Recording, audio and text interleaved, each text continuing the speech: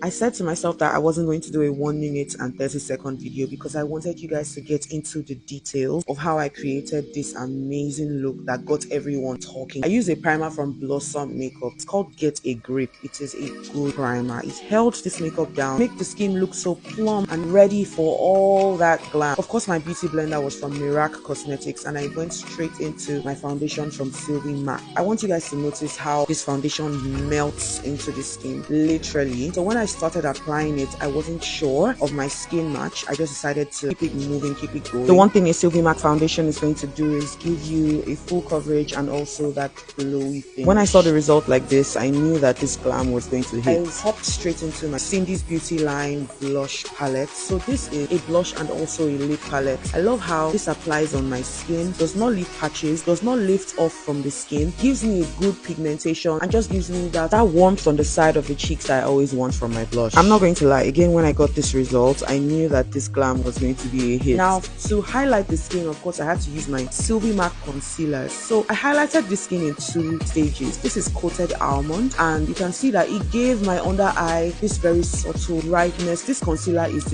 is so creamy, melts into the skin perfectly, leaving no patches whatsoever. It's also very easy to blend. You can leave your face 5 minutes, come back, and you'll still blend this concealer easily. Then I went in with a lighter shade from Sylvie Mac. This one is called Hazel. It has a yellow undertone, perfect for this skin tone, and it also, gave my under eye and other highlighted areas that brightness that I knew that I needed. So this is the finished look so far after applying foundation, concealer, and blush. I love it so literally much. At every stage when I was doing this application, I knew that this glam was going to be a hit because everything just kept melting into the skin and giving me that glass glow finish I love so much. I'm telling you guys about how I've been falling in love with using ginger even on dark skin. So there is no stereotype of always having to use dark shades of setting powders for dark skin. I love how I can be versatile with my Mirac Cosmetics setting powders. I can use ginger on the darkest skin tone and it will still come out flawless and beautiful. One of the qualities and how to know a setting powder that melts so easily into the skin. And I don't even know if the Mirac team know this, but their beauty blenders are so perfect with their setting powders. They are made for one another. An eyeshadow tutorial will be coming up soon. Just make sure you are at the online class this May